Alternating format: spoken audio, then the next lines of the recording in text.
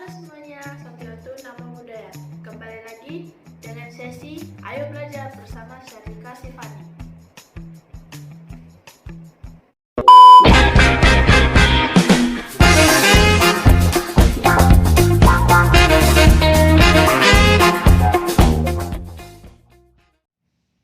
Siddhartha Gautama atau Buddha lahir sekitar abad 4 hingga 6 sebelum Masehi di kerajaan kecil yang terletak di bawah kaki gunung Himalaya, tepatnya di Lumbini, Nepal.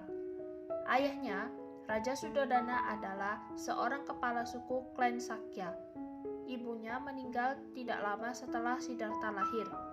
Dikatakan bahwa 12 tahun sebelum kelahirannya, para Brahmana telah meramalkan bahwa ia akan menjadi pendeta legendaris atau seorang raja yang agung. Ia akan menjadi pertapa apabila melihat orang sakit, orang tua, orang meninggal, dan seorang pertapa.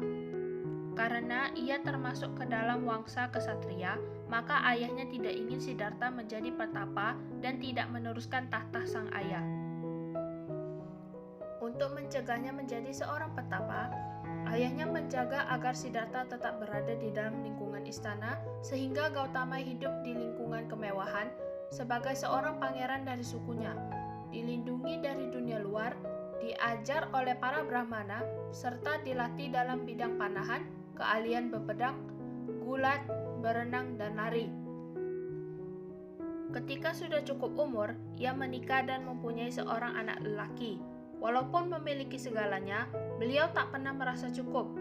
Selalu ada sesuatu yang menariknya untuk keluar ke dunia di balik dinding istananya.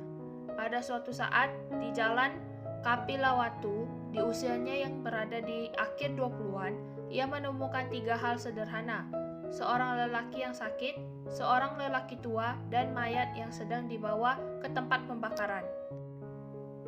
Tidak ada hal yang mempersiapkannya untuk pengalaman semacam ini selama hidupnya. Ia baru mengetahui bahwa semua orang akan menjadi tua, sakit, dan bisa meninggal. Hal tersebut memicu berbagai pertanyaan yang membawanya terus mengeksplorasi dan melihat seorang pertapa yang mengundurkan diri dari kehidupan duniawi dan mencari pembebasan dari ketakutan manusia akan kematian dan penderitaan. Pada usia 29 tahun, Siddhartha meninggalkan kerajaannya, istri dan anaknya yang baru lahir untuk menjadi seorang pertapa dan bertujuan untuk menemukan cara untuk menghilangkan penderitaan universal yang dipahaminya sebagai salah satu ciri kehidupan manusia. Selama 6 tahun berikutnya, Siddhartha menjalani kehidupan pertapaan dan mengambil bagian dalam prakteknya. Belajar dan bermeditasi menggunakan ajaran berbagai guru spiritual yang membimbingnya, yaitu Pertapa Alarakalama dan Udaka Ramputra. Ia belajar cara baru untuk hidup dengan sekelompok yang terdiri dari 5 petapa yang kemudian menjadi pengikutnya berkat dedikasinya yang sangat tinggi. Ketika jawaban untuk pertanyaan-pertanyaannya tidak juga muncul, ia menggandakan usahanya, menahan rasa sakit, berpuasa hingga hampir kelaparan, dan menolak minum air. Apapun dicobanya, Siddhartha tidak dapat mencapai tingkat kepuasan yang dicarinya. Sampai suatu saat ketika seorang gadis muda menawarinya semangkuk susu, ketika ia menerima, kemudian menyadari bahwa menahan diri secara jasmani bukanlah cara untuk mencapai kemerdekaan diri, dan bahwa hidup di bawah kekangan fisik yang keras tidak akan membantunya mencapai pelepasan spiritual. Jadi ia menerima susu tersebut, minum air, dan mandi di sungai. Sejak saat itu, Siddhartha mendorong orang-orang untuk mengikuti jalan keseimbangan daripada mengikuti jalan yang ekstrim. Jalan tersebut dinamakannya The Middle Way. Sejarah Sang Buddha Gautama mencapai waktunya ketika suatu malam Siddhartha duduk di bawah pohon Bodhi, bersumpah tidak akan bangun sampai kebenaran yang dicarinya datang dan bermeditasi sampai matahari terbit keesokan harinya.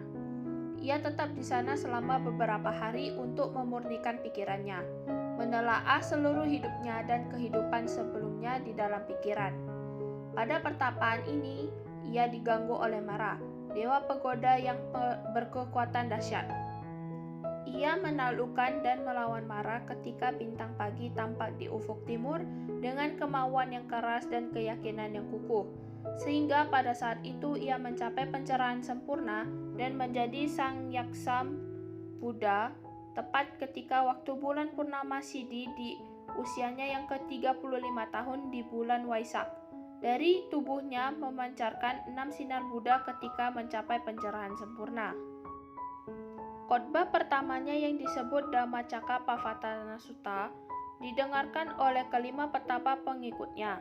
Isi khotbah tersebut adalah penjelasan mengenai jalan tengah yang ditemukannya, yaitu berupa 8 ruas jalan kemuliaan dan juga 4 kebenaran mulia yang menjadi pilar dari ajaran Buddha.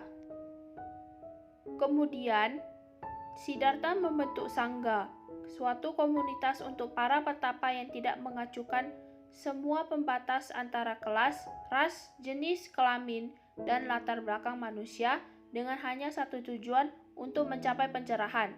Pada akhirnya ia bertemu kembali dengan ayahnya, istrinya Yasodhara, menjadi murid dan petapa juga.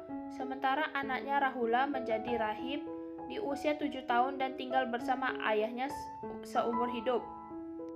Selama 45 tahun kemudian, Buddha Gautama menyebarkan Dhamma dengan berkelana kepada umat manusia lainnya dan menyebarkan dengan cinta dan kasih sayang hingga usianya 80 tahun dan menyadari bahwa 3 bulan setelahnya ia akan mencapai parinibbana dan pariniwana, yaitu meninggalkan bentuk fisik tubuhnya.